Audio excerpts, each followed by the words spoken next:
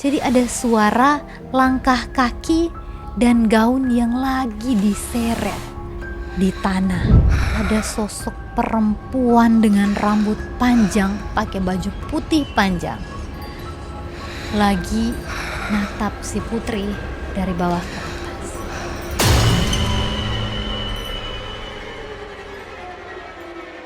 For Ngoni yang membawa ini video pakai bahasa Manado, Ngoni boleh langsung ke TikTok Creativity, oke? Selamat datang di Creativity, tempat kita ngobrol berbagai cerita mulai dari horor, misteri dan lain-lain. Tapi khusus untuk cerita horor yang dikirim oleh teman-teman Creativity, terserah deh kalian mau percaya atau enggak, yang penting semua yang dengar happy. Cerita kali ini tuh tentang seorang perempuan atau seorang ibu lah yang sedang mengandung. Dan selama masa kehamilannya, dia diteror habis-habisan. Jadi terornya tuh mulai dari ada suara yang mengganggu dia, sampai ngeliat wujud dari makhluk mistis yang sangat mengerikan. Dan endingnya tuh, ini nggak tahu ya, kalian bisa nilai sendiri entah ini mengerikan atau menyedihkan. Pokoknya kalian harus nonton video ini sampai habis. Pengirim cerita yang kita sebut aja namanya Putri. Dia ini cerita, "Kak, aku baru nikah nih kak sama suamiku, terus dia kerjanya sebagai pelaut gitu. Nah setelah mereka menikah, kata si Putri, kita tinggal bareng mertua atau keluarga dari suaminya ini di sebuah tempat yang ada di Kabupaten Minahasa Utara, di Provinsi Sulawesi Utara. Nah si Putri bilang kalau di rumah itu mereka hanya tinggal ada si Putri bareng suaminya, juga orang tua dari suaminya ini, ada mama papa mertua lah. Tinggallah mereka itu bareng di dalam satu rumah itu. Setelah menikah, ini si Putri dan suaminya katanya langsung dikaruniai anak. Jadi si Putri ini hamil. Bahagialah keluarga mereka kan, serumah tuh happy menyambut kehadiran dari buah hati mereka. Tapi karena ini suaminya kan pelaut ya, jadi ada tugas luar lah yang menyebabkan Putri dan suaminya harus LDR sementara waktu di masa kehamilannya si Putri. Tapi Putri tuh ya nggak terlalu gimana ya, karena di rumah itu kan ada orang tuanya, dia juga happy tinggal bersama dengan orang tua dari suaminya ini karena Putri disayang banget lah. Terus horornya di mana kak?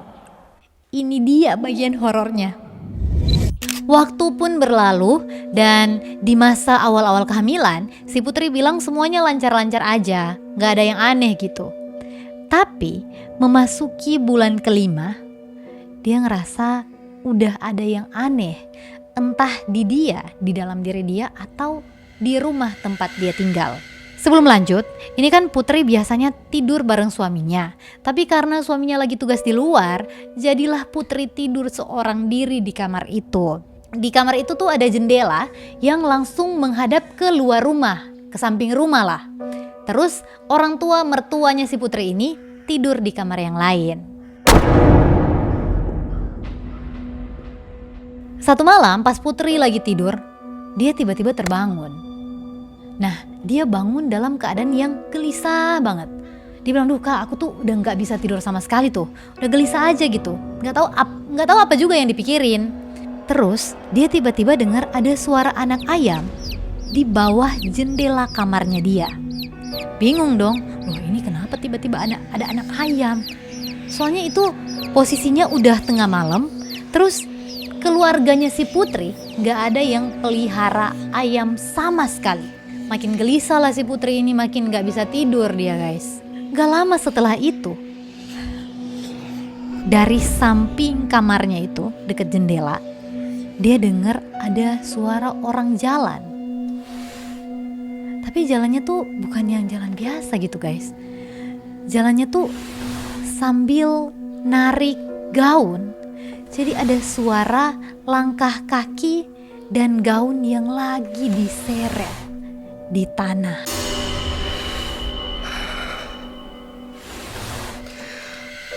Paniklah si Putri guys, karena kan ini lagi hamil, dia takut ada apa-apa gitu sama kandungannya. Paniklah dia, tapi tiba-tiba ibu atau mamanya dia, mertuanya dia masuk ke dalam kamar buru-buru sambil bawa bawang merah, bawang putih, dan kertas yang kata si Putri nggak tahu lagi tuh Kak warna merah atau putih. Dan dia langsung bakar pas di bawah jendela kamarnya si Putri.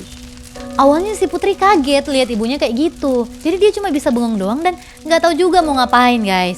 Setelah itu ibunya si Putri katanya langsung keluar dan suara yang Putri dengar tadi tiba-tiba langsung hilang.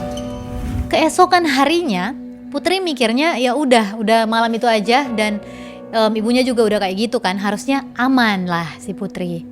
Tapi kejadian itu ternyata terjadi secara berulang. Suara yang sama, mulai dari suara anak ayam di tengah malam dan suara orang jalan sambil seret-seret gaun di samping kamarnya si Putri, itu dia dengar sekitar 3 hari berturut-turut. Dan orang tua si Putri ini, mertua si Putri, mulai dari papanya, mamanya, mereka setiap malam harus bakar kertas di bawah jendela kamarnya si Putri. Dan ada juga bawang merah dan bawang putih gitu. Pokoknya Putri katanya, aduh Kak, aku nggak tahu lagi itu maksudnya untuk apa. Tapi pokoknya setiap malam orang tuanya akan bikin yang kayak gitulah di kamarnya si Putri.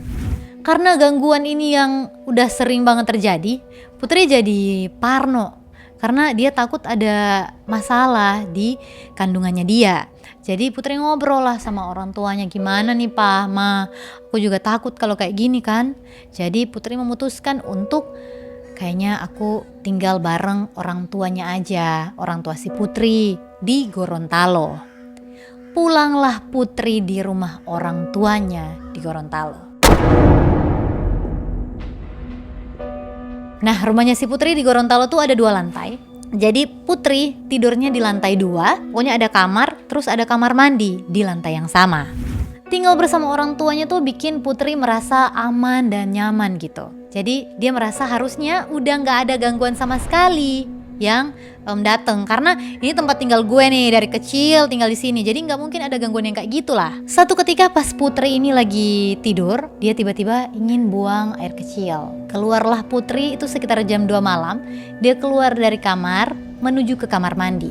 Untuk jalan ke kamar mandi, Putri harus melewati tangga yang dari lantai 1 ke lantai 2, dan dia bisa ngelihat ke bawah tuh. Nah di area bawah di lantai 1 karena udah tidur semuanya, jadi udah gelap lah ruangannya. Dia lewat dan dia kaget karena pas di bawah tangga sebelum naik tuh ke atas, ada sosok perempuan dengan rambut panjang pakai baju putih panjang lagi natap si Putri dari bawah ke atas. Shock lah si Putri. Putri bilang, Kak, itu mukanya kayak Susana Kak, kayak di film-film. Kaget lah dia. Tapi sosok yang dia lihat itu pas dia mengedipkan mata, sosok itu tiba-tiba hilang. Jadi Putri, mungkin hayalan kali ya. Jadi si Putri langsung lanjut ke kamar mandi. Dia gak mau ambil pusing tuh yang dia lihat tadi. Dia ke kamar mandi buang air kecil dan dia keluar dari kamar mandi. Pas baru buka pintu, dia langsung melangkahkan kaki keluar dari kamar mandi. Dan belum sempat dia keluar tepat di depannya si Putri, udah berdiri sosok yang dia lihat di bawah tangga tadi dengan muka yang hancur banget. Putri shock, dia langsung teriak, tapi gak ada suara yang keluar sama sekali. Jadi dia kayak kaku gitu loh badannya. Dia cuma bisa doa. Dan gak lama setelah itu, sosok yang ada di depannya tadi tiba-tiba menghilang. Saat itu Putri ketakutan, gak tahu harus ngapain. Tapi dia juga gak mau langsung bilang ke orang tuanya. Jadi dia balik ke kamar doa dan tunggu sampai pagi. Baru pagi-paginya dia laporlah ke orang tuanya. Ma, Pa, tadi malam aku lihat ini. Dia ceritalah semuanya itu. Dan orang tuanya memutuskan untuk memanggil ustadz agar dapat baca doa di rumah mereka. Harapannya si Putri setelah doa itu udah gak ada lagi gangguan yang terjadi. Ya aku juga harapannya gitu ya. Kalian pasti gitu kan ya guys. Cuma ternyata si Putri juga bilang kalau sebelum dia ngelihat sosok itu, dia juga udah ngerasa ada yang aneh di kamarnya dia. Jadi di kamarnya dia tuh setiap habis maghrib ada cicak yang selalu nempel di posisi yang sama. Dan yang mengganggu adalah suara dari cicak itu. Katanya, Kak, itu suaranya gede banget. Pokoknya ganggu lah, bikin dia jadi gak bisa istirahat. Cuman si Putri tuh udah berusaha buat nyingkirin tuh cicak. Tapi setelah disapu, diusir, diapain, itu cicak akan tetap balik di posisi yang sama dan di jam yang sama. Jadi kalau siang tuh gak akan kalian lihat itu cicak nempel di plafon kamar aku, Kak. Kayak gitu kata si Putri. Karena udah lama ini cicak gak hilang-hilang, Putri pun akhirnya terbiasa, ya udahlah, mau gimana lagi, udah diusir gak mau hilang, ya dibiarin aja. Cicak itu ada di kamar Putri sampai Putri melahirkan. Tapi sayangnya anak dari Putri ini tidak berumur panjang, guys. Dan itu bikin Putri, suami dan keluarga mereka sangat terpukul. Tapi si Putri bilang, ada satu hal nih, Kak, yang aku juga bingung. Jadi setelah melahirkan dan anak mereka meninggal, cicak yang dulunya nempel terus di plafon kamarnya si Putri itu juga ikut hilang.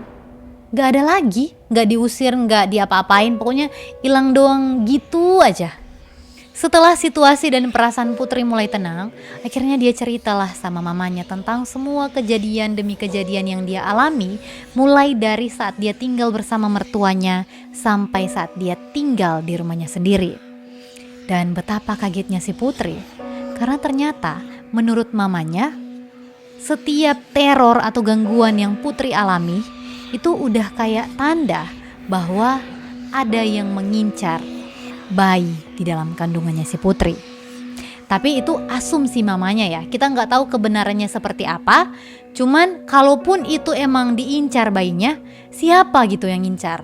Apakah orang terdekat Putri yang mengirimkan makhluk seperti itu untuk menghabisi bayinya? Atau memang purely makhluk seperti itu yang lagi ngincar bayinya si Putri? Atau itu emang udah takdirnya? Ya kita juga nggak tahu ya guys. Menurut kalian apa gitu, siapa yang mengincar bayinya si Putri? Coba komen di kolom komen, dan siapa tahu kalian juga punya cerita yang mirip seperti yang dialami oleh si Putri. Boleh langsung share cerita kalian di kolom komen ya guys. Begitulah pokoknya ceritanya. Semoga ini kejadian yang terakhir yang dialami oleh si Putri dan tidak dialami oleh teman-teman semua yang nonton. Ya kita semua tetap berjaga-jaga lah ya guys ya. Jangan lupa untuk subscribe YouTube channel Creativity, like, komen juga di TikTok dan YouTube. Dan jangan lupa untuk nyalain tombol notifikasinya. Kita ketemu lagi di video selanjutnya.